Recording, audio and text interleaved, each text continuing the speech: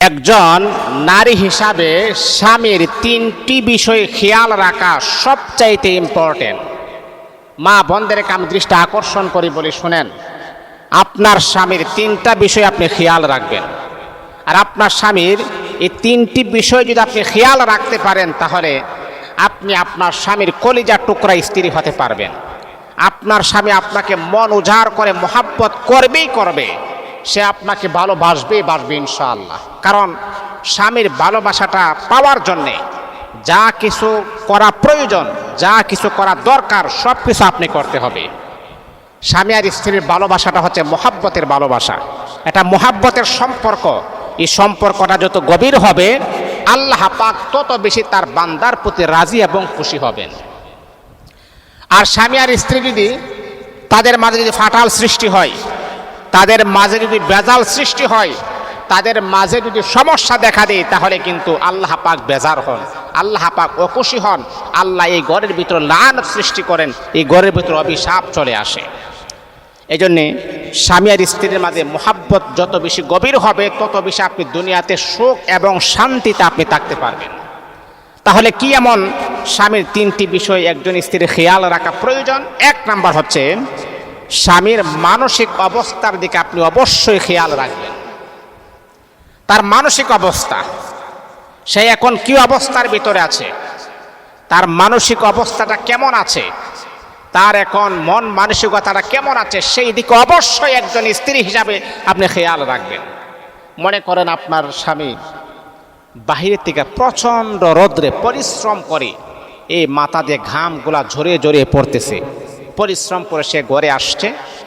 ঘরে আসার পর আপনি দেখতেছেন যে কারেন্ট নাই, ফ্যানগুলা চলতেছে না, প্রচণ্ড গরমে ঘামতে আছে।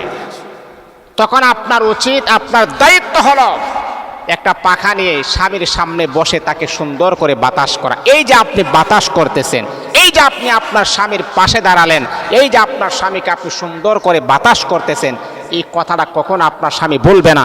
এই যে আপনার স্বামী পরিশ্রম করে আসছে, পরিশ্রম করার পর এই যে আপনি একটু সময় তাকে বাতাস করলেন, আপনার স্বামীর মনটা খুশি হয়ে গেছে। আপনার স্বামী এই বিষয়টা সারাটা জীবন সে স্মরণ রাখবে। আমার স্ত্রী টাকা পয়সা ধন দৌলত ব্যাংক ব্যালেন্স আমার না থাকতে পারে, কিন্তু আল্লাহ পাক আমার ঘরে একটা নিয়ামত মার্কা স্ত্রী আমার আল্লাহ পাঠিয়ে দিয়েছেন। বন্ধুরে আমার শোনব, লক্ষ লক্ষ টাকা পয়সা খরচ করার পরে অনেক সময় দেখা যায় স্বামীর মন পাওয়া যায় না, স্বামীর মহাব্বত পাওয়া যায় না। কিন্তু আপনি সামথিং একটা বিষয়ের উপর আপনি কাজ করলেন, এটা সামথিং টাকা পয়সা লাগে নাই, আপনার স্বামী আপনাকে এত পরিমাণ মহাব্বত করবে, ভালোবাসবে, যেটা অকল্পনীয়, কল্পনার বাহিরে হয়ে যাবে।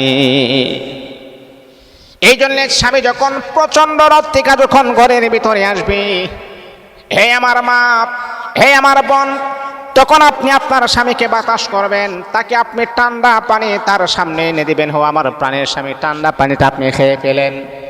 এই যে আপনার সামথিং ভালোবাসাটা আজীবন গেল, আপনার স্বামী কখনো আপনাকে বলতে পারবে না। এইদিকে অবশ্যই আমাদেরকে সচেতন থাকতে হবে, খেয়াল রাখতে হবে। এটা হল এক। দুই নাম্বার হচ্ছে স্বামীর আর্থিক অবস্থার দিকে খেয়াল রাখা। আর আপনার স্বামী আর্থিক অবস্থার অবনতি নাকি উন্নতি, সেই দিকে খেয়াল রাখতে হবে। অনেক নারী আছে কি জানেন, যে মনে করেন স্বামী ইনকাম করে মাত্র 10,000 টাকা, তার ইনকাম সোর্স হলো 10,000 টাকা। এখন আপনার চাহিদা যদি তাকে 20,000 টাকা, তাহলে কি এটা কি মানুষই হবে? আপনার স্বামী ইনকাম সোর্সের উপর আপনি সন্তুষ্ট থাকতে হবে, আর এর ভিতরে আপনার চাহিদাগুলোকে পূরণ করতে হবে। আপনার চাহিদা যদি তাকে এত বড়, স্বামীর ইনকাম হলো এত বড়, তাহলে কি হবে? আপনি অন্যদের সাথে তালে তাল মিলিয়ে আপনি চলতে পারবেন না। তাদের স্বামীগুলা প্রবাসে আছে, বিদেশ আছে, মাস শেষে 40,000, 50,000, 1 লক্ষ টাকা বেতন পায়, আর আপনার স্বামী মাত্র 10,000 টাকা বেতন পায়। তাহলে তাদের সাথে পাল্লা দিয়ে আপনি চললে তো হবে না। আপনি আপনার স্বামীর ইনকামের উপরে আপনি সন্তুষ্ট থাকতে হবে, তার আর্থিক অবস্থার দিকে খেয়াল রেখে আপনার বাকি জীবনটা সুন্দরভাবে আপনি পরিচালনা করতে হবে।